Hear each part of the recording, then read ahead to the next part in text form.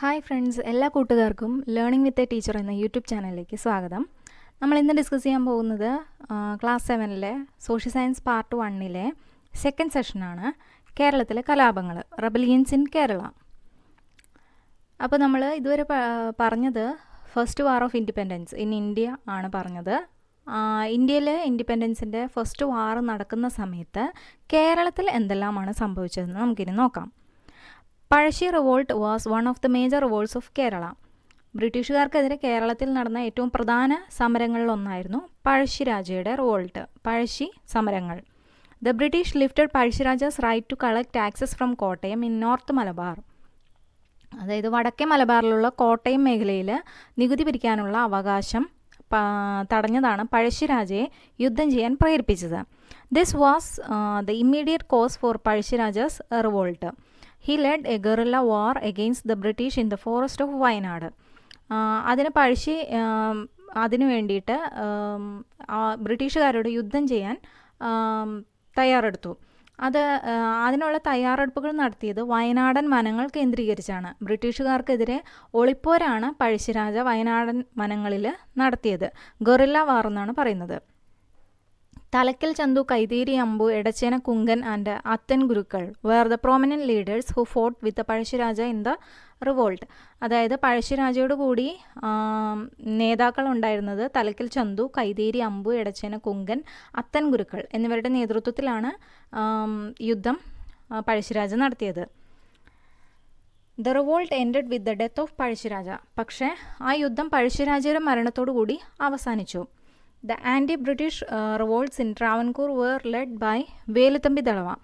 അതേപോലെ തന്നെ തിരുവിതാംകൂറിൽ ബ്രിട്ടീഷ് വിരുദ്ധ പോരാട്ടങ്ങൾക്ക് നേതൃത്വം കൊടുത്തത് ദിവാനായിരുന്ന അല്ലെങ്കിൽ ദളവയായിരുന്ന വേലുത്തമ്പിയായിരുന്നു. The constant intervention of the company in the home affairs of Travancore hindered the smooth administration of Dalawa. Dalawa English വിരുദ്ധ കലാപം നടത്താൻ കാരണം ദളവയുടെ ഭരണത്തെ നിരന്തരമായിട്ട് തടസ്സപ്പെടുത്തിക്കൊണ്ടിരുന്നു ഇംഗ്ലീഷ് ഈസ്റ്റ് ഇന്ത്യ കമ്പനി. അതുകൊണ്ടാണ് ദളവ ഇംഗ്ലീഷ് ഈസ്റ്റ് ഇന്ത്യ കമ്പനിക്കെതിരെ തിരിയാൻ കാരണം. This was the main reason for him to turn against the British. Paliyathachan, the minister of Kochi, extended his assistance to Dalawa.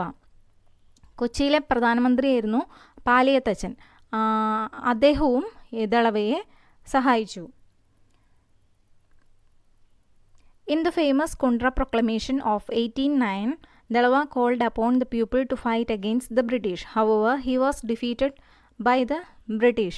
1809 കുണ്ടറയിൽ വെച്ചിട്ടാണ് വേലുത്തമ്പി ആഹ്വാനം ചെയ്തത് ബ്രിട്ടീഷുകാർക്കെതിരെ പോരാടാൻ വേണ്ടി. ആ ആഹ്വാനത്തിനെയാണ് പ്രശസ്തമായ കുണ്ടറ വിളംബരം, കുണ്ടറ പ്രൊക്ലമേഷൻ 1809 എന്ന് പറയുന്നത്. ബ്രിട്ടീഷുകാർ ആക്രമണം ശക്തിപ്പെടുത്തി അദ്ദേഹത്തിൻ്റെ നീക്കങ്ങൾ പരാജയപ്പെടുത്തി. നെക്സ്റ്റ് ഒരു ചെറിയ ടോപ്പിക്ക് കൊടുത്തിരിക്കുന്നത് the final journey of Pazhassiraja, പഴശ്ശിരാജയുടെ അവസാന യാത്ര. അത് എഴുതിയിരിക്കുന്നത് TH ബാബർ. 1805 മലബാർ സബ് കളക്ടറായിരുന്ന TH ബാബറിൻ്റെ ഒരു ഓർമ്മക്കുറിപ്പാണ്.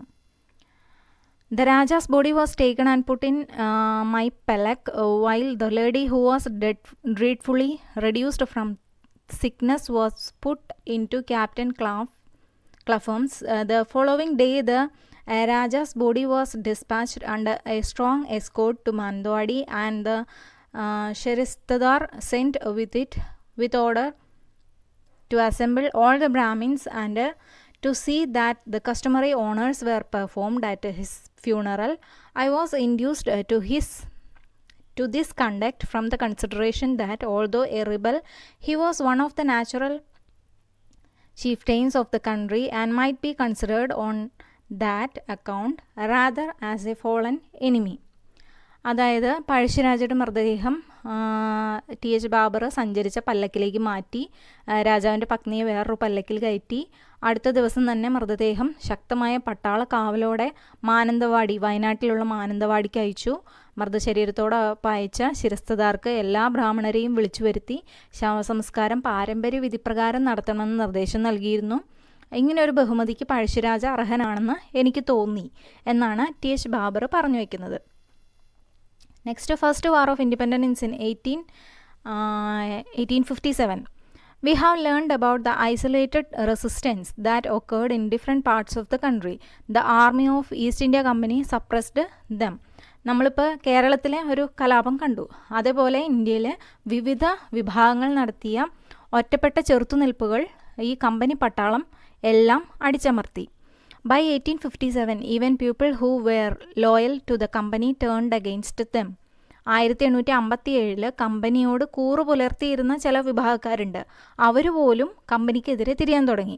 The Indian soldiers in the British Army, Sepoys, and the kings who lost their hereditary rights as per the doctrine of lapse were the main leaders of the revolt. ആ റിവോൾട്ടിൻ്റെ main leaders എന്ന് പറയുന്നത് company പട്ടാളത്തിൻ്റെ Indian സൈനികരായിരുന്നു. ശിപ്പായിമാർ എന്നറിയപ്പെടും. അവർ ഒരു കലാപം നടത്തി. അതാണ് ശിപ്പായി ലഹള എന്നറിയപ്പെടുന്നത്. Indian സൈനികരായിരുന്നു ശിപ്പായിമാർ.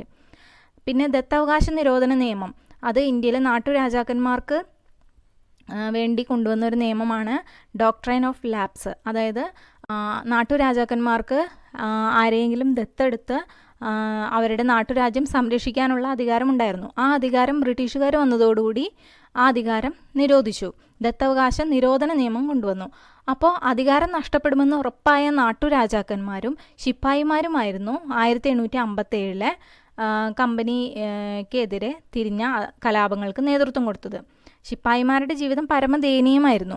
The living conditions of sepoys were miserable and they had to lead a hard life. The sepoys were disappointed with the following conditions. ശിപ്പായിമാരുടെ അവസ്ഥയെപ്പറ്റി പറഞ്ഞിരിക്കുന്നത്: meagre wages, prolonged working hours, denying leave, slave-like treatment by superior officials, poor quality food. അതായത് തുച്ഛമായ വേതനം, ദീർഘനേരമുള്ള ജോലി, അവധി കൊടുക്കില്ല, അടിമകളോടെന്ന പോലെയുള്ള മേലുദ്യോഗസ്ഥന്മാരുടെ പെരുമാറ്റം, മോശമായ ഭക്ഷണം, ഇതൊക്കെയായിരുന്നു ശിപ്പായിമാരുടെ അന്നത്തെ condition. In this context the company supplied a new type of Enfield rifle to the sepoys. ഇങ്ങനെ ഇരിക്കുന്ന സമയത്താണ് പട്ടാളക്കാർക്കിടയിൽ പുതിയ തരം എൻഫീൽഡ് തോക്കുകൾ വിതരണം ചെയ്തത്. There was a rumor that the cartridges to be used in this gun were greased with the fat of cows and pigs. അപ്പോൾ ഈ തോക്കിൽ ഉപയോഗിക്കേണ്ട തിര അല്ലെങ്കിൽ വെടിയുണ്ട അത് പ്രത്യേകതരമായിരുന്നു എന്നുള്ള ഒരു റൂമർ, ഒരു അപശ്രുതി അവിടെ പരന്നു. അവ നിർമ്മിക്കുന്നതിൽ പശുവിൻ്റെയും പന്നിയുടെയും കൊഴുപ്പുകൾ ഉപയോഗിച്ചിരുന്നു എന്ന വാർത്ത പ്രചരിച്ചു. അപ്പോൾ അങ്ങനെയാവുമ്പോൾ പശു ഹിന്ദുക്കൾക്ക് വിരുദ്ധമാണ്, പന്നി എന്ന് പറയുന്ന മുസ്ലിംസിനും വിരുദ്ധമാണ്. അപ്പോൾ അവർ തമ്മിലൊരു മതസ്പർദ്ധ വളരും, മതകലാപമായി അത് മാറും. അങ്ങനെ ഇന്ത്യയുടെ ഐക്യത തകർക്കാമെന്ന് ബ്രിട്ടീഷുകാർ കരുതി.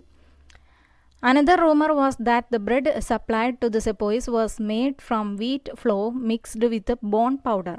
വേറൊരു റൂമർ ഉണ്ടായിരുന്നത് ഈ സൈനികർക്ക് വിതരണം ചെയ്തിരുന്ന റൊട്ടി എല്ലുപൊടി ചേർത്ത ഗോതമ്പ് പൊടിയാണെന്നുള്ള ഒരു വാർത്തയായിരുന്നു. This provoked them to rebel. ഇങ്ങനെയുള്ള കാര്യങ്ങൾ ഒക്കെ ആയതോടുകൂടി സൈനികർ പ്രകോപിതരായിട്ട് കലാപത്തിന് തുടക്കം കുറിച്ചു. Mangal Pandey was the first Indian soldier to protest. അങ്ങനെ ശിപ്പായിമാർക്കിടയിൽ നിന്ന് ആദ്യമായി പ്രതിഷേധം ഉയർത്തിയ ആളായിരുന്നു മംഗൾ പാണ്ഡെ. ശിപ്പായിമാർക്കിടയിലെ ആദ്യത്തെ പ്രതിഷേധം ഉയർത്തിയത് മംഗൾ പാണ്ഡെ എന്ന മനുഷ്യനായിരുന്നു. An organized revolt against the military officials started in Meerut. ഇങ്ങനെ സൈനിക മേധാവികൾക്കെതിരെ സംഘടിതമായ രീതിയിൽ കലാപങ്ങൾ ആരംഭിച്ചത് മീററ്റിലാണ്. മീററ്റ് ഉത്തർപ്രദേശിലാണ്. അവിടെയാണ് സംഘടിതമായിട്ടുള്ള കലാപങ്ങളുടെ എല്ലാം തുടക്കം. Then the soldiers reached Delhi and proclaimed the last Mughal ruler Bahadur Shah രണ്ടാമൻ as the emperor of India. അങ്ങനെ കലാപത്തിനിറങ്ങിയ സൈനികർ ഡൽഹിയിലെത്തി. അവസാനത്തെ മുഗൾ ഭരണാധികാരിയായിരുന്നു ബഹദൂർ ഷാ രണ്ടാമൻ. ബഹദൂർ ഷാ രണ്ടാമനെ ഇന്ത്യയുടെ ചക്രവർത്തിയായിട്ട് അവർ പ്രഖ്യാപിച്ചു. ഏറ്റവും ലാസ്റ്റ് മുഗൾ ചക്രവർത്തിയായിരുന്നു ബഹദൂർ ഷാ രണ്ടാമൻ. The revolt spread to different parts of North India. The rulers of princely states who had lost their power also joined the rebellion. അങ്ങനെ കലാപം മീററ്റിൽ മാത്രമല്ല നോർത്ത് ഇന്ത്യയിൽ, ഉത്തരേന്ത്യയിൽ പല ഭാഗങ്ങളിലും പൊട്ടിപ്പുറപ്പെട്ടു. അപ്പോൾ അവിടെയുള്ള അധികാരം നഷ്ടപ്പെട്ട പല നാട്ടുരാജ്യക്കന്മാരും ഈ കലാപങ്ങളിൽ നേതൃത്വത്തിൽ വരാൻ തുടങ്ങി. The revolt further spread to Kanpur, Lucknow, Allahabad, Jhansi, Ara and Faizabad. അങ്ങനെ ആ സമയത്ത് കലാപം പടർന്നു പിടിച്ച പ്രദേശങ്ങളായിരുന്നു കാൺപൂർ, ലക്നൗ, അലഹബാദ്, ഝാൻസി, ആര and Faizabad. The revolt was led by Nana Sahib and Tandia Topi in Kanpur, Rani Lakshmibai in Jhansi. അങ്ങനെ കലാപത്തിന് നേതൃത്വം കൊടുത്തത് കാൺപൂരിൽ 2 പേരാണ് നേതൃത്വം കൊടുത്തത്, നാനാ സാഹിബും താന്തിയ തോപ്പിയും. ഝാൻസിയിൽ റാണി ലക്ഷ്മിബായിയാണ് നേതൃത്വം കൊടുത്തത്. അങ്ങനെയാണ് റാണി ലക്ഷ്മിബായിനെ ഝാൻസി റാണി എന്ന് അറിയപ്പെടാൻ തുടങ്ങിയത്. ദെൻ ബീഗം ഹസ്രത്ത് മഹൽ ഇൻ ലക്നൗ, ലക്നൗവിൽ Begum Hazrat Mahal. Maulavi Ahmadullah in Faizabad and Kunwar Singh in Arrah. ഫൈസാബാദിൽ മൗലവി അഹമ്മദുള്ള, ആരയിൽ കൻവർ സിംഗ് എന്നിവരായിരുന്നു സമരം നയിച്ചത്. The company suppressed the revolt and Bahadur Shah Zafar was expelled to Rangoon. പക്ഷേ ഈ കലാപം കമ്പനി അടിച്ചമർത്തി. നേതാവായിരുന്ന ബഹദൂർ ഷാ രണ്ടാമൻ, അതായത് മുഗൾ ചക്രവർത്തി, ഏറ്റവും ലാസ്റ്റ് മുഗൾ ചക്രവർത്തിയായിരുന്ന ബഹദൂർ ഷാ രണ്ടാം സഫറിനെ റംഗൂണിലേക്ക് നാടുകടത്തി. റംഗൂൺ എന്ന് പറയുന്നത് ബർമയിലാണ്. ഇന്നത്തെ പേര് മ്യാൻമർ എന്നാണ്. മ്യാൻമർ എന്ന രാജ്യത്തെ പണ്ടത്തെ പേര് ബർമ എന്നായിരുന്നു. ബർമയിലെ റംഗൂണിലേക്ക് നാടുകടത്തി. ലക്ത നഹി ഹേ G മേര. The days of life passed with the approaching dusk, and now I will stretch my legs to sleep in the burial garden's comfort. How unfortunate is suffer, for 6 feet of land couldn't be found for the burial in this soil. Bahadur Shah Zafar. Bahadur Shah സഫറിനെ പറ്റി എഴുതിയിരിക്കുന്ന ഒരു കവിതയാണ്. ജീവിതത്തിൻ്റെ പകൽ തീരാറായി, സന്ധ്യ പടർന്നു തുടങ്ങിയിരിക്കുന്നു. ഇനി 2 കാലുകളും നീട്ടി ശവക്കല്ലറയിൽ ഉറങ്ങാം. ജനിച്ച മണ്ണിൽ ലയിക്കാൻ 6 അടി മണ്ണ് പോലും ലഭിക്കാത്ത സഫർ, നീ എത്ര നിർഭാഗ്യവാൻ എന്നാണ് പറഞ്ഞിരിക്കുന്നത്. കാരണം ബഹദൂർ ഷാ സഫറിനെ റംഗൂണിലേക്ക് നാട് കടത്തി, അവിടെയാണ് അദ്ദേഹം മരിച്ചത്. Let us examine the reasons for the failure of the first war of independence. എന്തുകൊണ്ടാണ് ഫസ്റ്റ് വാർ ഓഫ് ഇൻഡിപെൻഡൻസ് ഒരു ഫെയിലിയറായി മാറിയത്? നമുക്ക് ഡിസ്കസ് ചെയ്യാം. Though the revolt was widespread in north India, there was no coordination. North ഇന്ത്യയിൽ ഒരുപാട് കലാപങ്ങൾ ഉണ്ടായിരുന്നെങ്കിലും അതിനൊന്നും ഒരു സംഘടിത സ്വഭാവം ഉണ്ടായിരുന്നില്ല, ഒരു കോർഡിനേഷൻ ഉണ്ടായിരുന്നില്ല. ആരെങ്കിലും ഒരു ലീഡേഴ്സൊക്കെ ഉണ്ടായിരുന്നെങ്കിൽ പോലും അതിനൊരു കോർഡിനേഷൻ ഉണ്ടായിരുന്നില്ല. എല്ലാവർക്കും ഒരേ ആവശ്യമായിരുന്നില്ല, പലർക്കും പല ആവശ്യങ്ങളായിരുന്നു. നാട്ടുരാജാക്കന്മാർക്ക് അവരുടെ നാട്ടുരാജ്യം തിരിച്ചു പിടിക്കാനുള്ള ആവശ്യമായിരുന്നു. അങ്ങനെ പലർക്കും പല സ്വാർത്ഥ താല്പര്യങ്ങളും ഉണ്ടായിരുന്നു. അതുകൊണ്ടായിരിക്കാം ആ കലാപം ഒരു പരാജയമായി മാറിപ്പോയത്. The company had all the advantages of stronger military power, better weapons and coordination. പക്ഷേ ഈ കലാപകാരികൾക്ക് കോർഡിനേഷൻ ഉണ്ടായിരുന്നില്ല. പക്ഷേ സൈനിക ശേഷിയും സംഘാടന മികവും ഒക്കെ കമ്പനിക്ക് ഉണ്ടായിരുന്നു. മെച്ചപ്പെട്ട ആയുധങ്ങളും കമ്പനിക്ക് ഉണ്ടായിരുന്നു. അതുകൊണ്ട് തന്നെ കമ്പനി ആ ഒരു കലാപത്തിൽ ജയിച്ചു. It failed to ensure mass support. ഇന്ത്യക്കാരിൽ എല്ലാ വിഭാഗക്കാരുടെയും പിന്തുണ നേടുന്നതിൽ കലാപകാരികൾ പരാജയപ്പെട്ടു. നേരത്തെ പറഞ്ഞ പോലെ അവർക്കെല്ലാം അവരുടേതായ ആവശ്യങ്ങൾ മാത്രമേ ഉണ്ടായിരുന്നുള്ളൂ. ഇന്ത്യക്ക് സ്വാതന്ത്ര്യം ലഭിക്കണമെന്ന ആവശ്യം അന്നുണ്ടായിരുന്നില്ല. അതുകൊണ്ട് തന്നെ ഇന്ത്യയിലെ എല്ലാ വിഭാഗങ്ങളുടെയും പിന്തുണ നേടുന്നതിൽ കലാപകാരികൾ പരാജയപ്പെട്ടു. ഒരു പരിധിവരെ ഇന്ത്യയിലെ പല നാട്ടുരാജ്യങ്ങളും ബ്രിട്ടീഷുകാർക്ക് സപ്പോർട്ടുമായിരുന്നു. അതുകൊണ്ട് തന്നെയാണ് പരാജയപ്പെടാനുള്ള ഒന്നാമത്തെ കാരണം. The rulers of affluent princely status supported the company. അതായത് സമ്പന്നരായ നാട്ടുരാജാക്കന്മാർ കമ്പനിക്കായിരുന്നു പിന്തുണ കൊടുത്തിരുന്നത്. ആ നാട്ടുരാജാക്കന്മാർ ഒരിക്കലും ഇവിടുത്തെ ജനങ്ങളെയല്ല നോക്കിയിരുന്നത്, കമ്പനിക്കായിരുന്നു പിന്തുണ. കമ്പനി വഴി നാട്ടുരാജ്യം എങ്ങനെ വലുതാക്കാമെന്നായിരുന്നു അവർ ചിന്തിച്ചുകൊണ്ടിരുന്നത്. The English educated Indians were against the revolt. English വിദ്യാഭ്യാസം നേടിയ ഇന്ത്യക്കാരും സമരത്തിനെതിരായിരുന്നു. അവർ ഇംഗ്ലീഷുകാരുടെ കൂടെയായിരുന്നു. അതുവഴി അവർക്ക് കിട്ടുന്ന ഫലങ്ങൾ അല്ലെങ്കിൽ അവർക്ക് കിട്ടുന്ന സൗഭാഗ്യങ്ങളായിരുന്നു അവർ മനസ്സിൽ കണ്ടത്. List out the respective state to which these places belong. ഇവിടെ ഒരു പിക്ചർ തന്നിട്ടുണ്ട്. ആ പിക്ചറിലെ പ്രധാനപ്പെട്ട കാര്യങ്ങൾ എന്തെല്ലാമാണെന്ന് നോക്കുക. Even though the revolt failed, it was the first mass revolt against the company rule. പ്രത്യക്ഷത്തിൽ സമരം ഒരു പരാജയമായിരുന്നു. എങ്കിലും കമ്പനി ഭരണത്തിനെതിരെ ഈ ഇന്ത്യയിൽ നടന്ന ആദ്യത്തെ ബഹുജന സമരമായിരുന്നു അത്. So the revolt is considered as the first war of Indian independence. അതുകൊണ്ട് തന്നെയാണ് ഇന്ത്യയുടെ ഒന്നാം സ്വാതന്ത്ര്യ സമരമായിട്ട് 1857 സമരത്തെ കാണുന്നത്. The highlight of the revolt was the sense of unity and the people of India upheld irrespective of religion.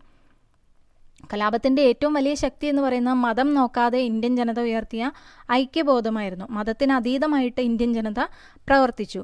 It was this solidarity that motivated the sepoys to proclaim Bahadur Shah as Shahenshah in Hindustan, the emperor of India.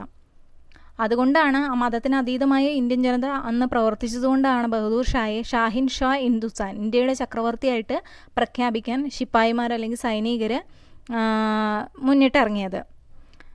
This shows that the British efforts to breed communal hatred had not succeeded, at least up to the period of the First War of Indian Independence. അപ്പോൾ ആ first war of Indian independence വരെയെങ്കിലും ഈ മതസ്പർദ്ധ വളർത്താൻ വേണ്ടി ബ്രിട്ടീഷുകാർ നടത്തിയ ശ്രമങ്ങൾ വിജയിച്ചില്ല. കാരണം അതിൻ്റെ ഒന്നാമത്തെ തെളിവാണ് ബഹദൂർ ഷാ സഫറിനെ നമ്മുടെ ഇന്ത്യൻ ജനതയുടെ ചക്രവർത്തിയായിട്ട് ശിപ്പായിമാർ പ്രഖ്യാപിച്ചത്. അപ്പോൾ അതുവരെ ബ്രിട്ടീഷുകാരുടെ മതസ്പർദ്ധ വളർത്താനുള്ള ഒരു പരിപാടികളും ഇന്ത്യയിൽ നടന്നില്ല. നെക്സ്റ്റ് ഒരു ചാർട്ട് തന്നിട്ടുണ്ട്. Centres of the revolt, the leaders. ഝാൻസിയിൽ റാണി ലക്ഷ്മിബായി ആയിരുന്നു. പിന്നെ ബാക്കിയുള്ളത് മുകളിൽ പറഞ്ഞിട്ടുണ്ട്, അതിൽ നിന്ന് നമുക്ക് നോക്കി ഫില്ല് ചെയ്യാവുന്നതുള്ളൂ. കാൺപൂരിൽ നാനാ സാഹിബും താന്തിയ തോപ്പിയും, ലക്നൗവിൽ ബീഗം ഹസ്രത്ത് മഹൽ, ഫൈസാബാദിൽ മൗലവി അഹമ്മദുള്ള, ആരയിൽ കൻവർ സിംഗ്. ഇത്രയും പേരാണ് കലാപം നയിച്ചവർ. അത് നമുക്ക് ആ ഒരു കോളത്തിൽ ഫില്ല് ചെയ്യാം. The reign of the queen. The first war of Indian independence in 1857 brought many administrative changes in India. 1857 ഒന്നാം സ്വാതന്ത്ര്യ സമരം കഴിഞ്ഞതോടുകൂടി ഇന്ത്യയുടെ ഭരണ സംവിധാനത്തിൽ ഒരുപാട് മാറ്റങ്ങളുണ്ടായി. The rule of the English East India company came to an end with the queen's proclamation in 1858. 1858 വിളംബരത്തോടെ ഇംഗ്ലീഷ് ഈസ്റ്റ് ഇന്ത്യ കമ്പനിയുടെ ഭരണം അവസാനിച്ചു. അവർ നിർത്തിപ്പോയി എന്നല്ല meaning. India came under the direct rule of British queen. അവർ പരാജയപ്പെട്ടു പോയതല്ല, അവർ ബ്രിട്ടീഷ് രാജ്ഞിയുടെ നേരിട്ടുള്ള ഭരണത്തിലാക്കി ഇന്ത്യ. 1858 രാജ്ഞിയുടെ വിളംബരത്തോടെ ഇന്ത്യ എന്ന് പറയുന്ന രാജ്യം ബ്രിട്ടീഷ് രാജ്ഞിയുടെ നേരിട്ടുള്ള ഭരണത്തിലേക്ക് മാറി. ഓക്കെ, ഇത്രയാണ് Indian independence, first war of Indian ഇൻഡിപെൻഡൻസിനെ പറ്റി പഠിക്കാനുള്ളത്. നിങ്ങൾക്ക് ഇഷ്ടപ്പെട്ടെന്ന് കരുതുന്നു. നിങ്ങൾ ഇഷ്ടപ്പെട്ടെങ്കിൽ ലൈക്ക് ചെയ്യുക, കമൻറ്റ് ചെയ്യുക, കുട്ടികൾക്ക് കൂട്ടുകാർക്കെല്ലാം ഷെയർ ചെയ്ത് കൊടുക്കുക. Okay, thanks.